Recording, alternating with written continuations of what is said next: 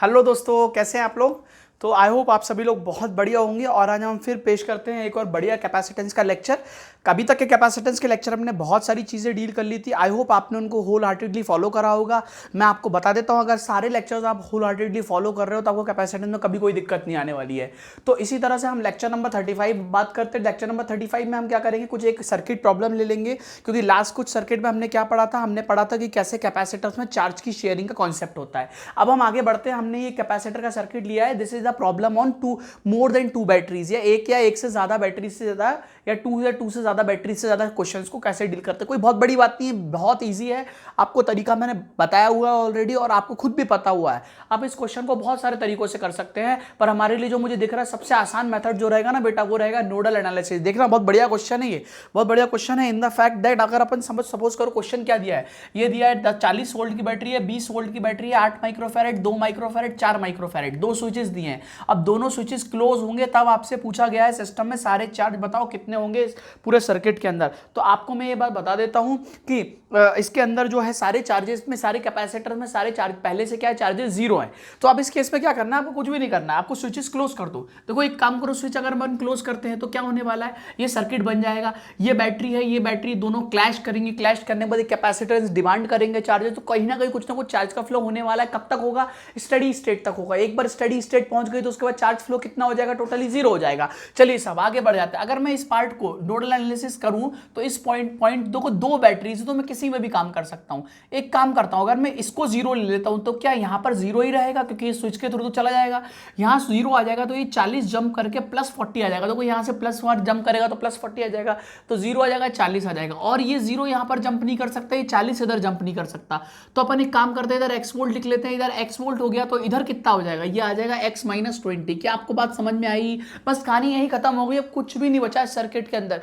क्यों नहीं बचा? अच्छा एक और बात है, ये सर्किट में ना, क्योंकि हमने सारे पोटेंशियल पॉइंट मार्क कर लिए हैं, ये सर्किट आपको ना नोडल एनालिसिस से जुड़ी एक और इंपॉर्टेंट चीज सिखाएगा। देखो क्या सिखाएगा। अब हमारे सामने समझ में आ गया कि ये नोड है। क्यों नोड है? क्योंकि यहां से कभी भी चार्ज नेट आ नहीं सकता, हमेशा जाके नेट जीरो ही होगा। तो अगर अपन यहां केस में नोड लगाए, नोड देखें ध्यान से, बहुत बहुत ध्यान से देखें, तो ये एक्स नोड है। यहां पर ये आ जाएगा बेटा, बैटरी आ जाएगी, और यहां पर ये आ जाएगा x माइनस 20 वोल्ट।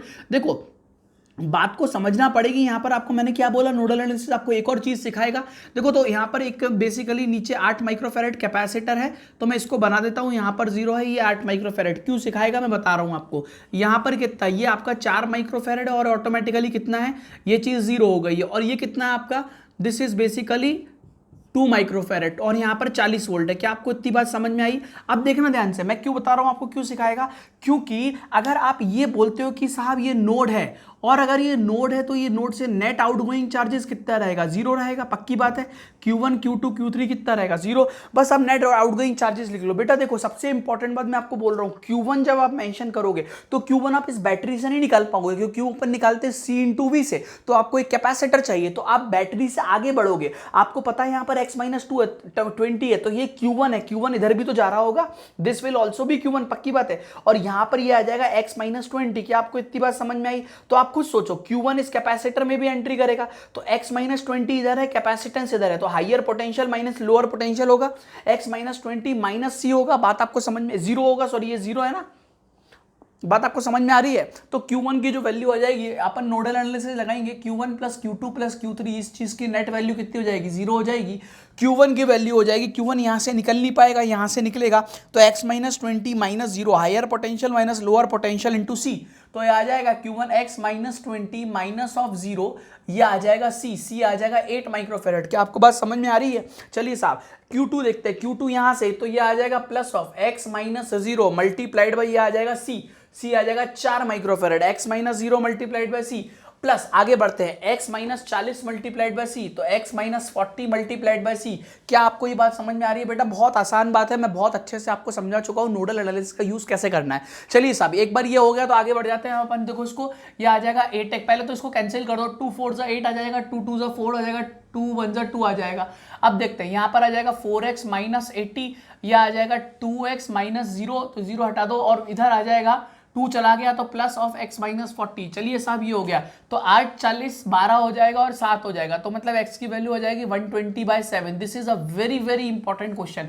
तो देखो x की वैल्यू आपको 120 आ गई, या पूरे सर्किट में नोडल एनालिसिस चार्जेस आ जाएंगे, आपको कुछ भी नहीं करना है। कैसे कुछ नहीं करना, आप देख लेते हैं ना बेटा, कोई बहुत बड़ी बात थोड़ी ना है। ये कैपेसिटर आपके सामने दिया है, ये बैटरी आपके सामने दी हुई है, ये कैपेसिटर आपके सामने दिया हुआ है, चलिए साहब सर्किट बना लेते हैं। ये बैटरी आपके सामने दी हुई है, एक कैपेसिटर इधर दिया, और सर्किट में कुछ भी नहीं दिया हुआ है। चलिए आप मेंशन कर लेते हैं क्या क्या है। ये 20 वोल्ट की बैटरी है आई थिंक, ये 40 वोल्ट की बैटरी है, ये प्लस है ऊपर माइनस है, ये कितने माइक्रोफैरेड का कैपेसिटर है, 2 माइक्रोफैरेड का कैपेसिटर है, 4 माइक्रोफैरेड का कैपेसिटर है, और ये कितने माइक्रोफैरेड का कैपेसिटर है, ये 8 माइक्रोफैरेड का कैपेसिटर है। समझ में आ रहा है बात को। अब देखो हमने क्या बोला कि यहां पर हमने क्या माना था, हमने 0 माना था, यहां पर हमने 0 माना था, यहां पर हमने 40 वोल्ट माना था, ठीक है, और यहां पर आंसर आया हमारा 120/7। आप खुद सोचो, यहां पर आ जाएगा 120/7 माइनस 20, इजंट इट। देखो 120/7 माइनस 20, तो ये आ जाएगा, तो ये कितना हो जाएगा, ये हो जाएगा 7 2 14, 7 2 14 हो जाएगा 140, और 140 में से माइनस 20/7 वोल्ट आ जाएगा। क्या आपको बात समझ में आ रही है? -20/7 वोल्ट, बात आपको समझ में आ रही है। तो यहां पर इस तरह से तो आप सारे कैपेसिटर्स में चार्जेस इजीली निकाल सकते हो। मेरे ख्याल से अब ये पोटेंशियल पता है, ये पोटेंशियल पता है, इसके अक्रॉस पोटेंशियल पता है, तो कुछ भी बड़ी चीज आपके सामने नहीं बची है। आप आराम से सारे कैपेसिटर्स में चार्जेस निकाल सकते हो। आई होप आपको ये लेक्चर समझ में आएगा, बट बहुत ध्यान से काम करना है। ये एक अच्छा क्वेश्चन था, आपको ट्रिकी क्वेश्चन था, और नोडल एनालिसिस से बहुत आसानी से हो गया है। तो always remember the concept. I hope आपको बहुत अच्छे से समझ में आया होगा। Thank you so much.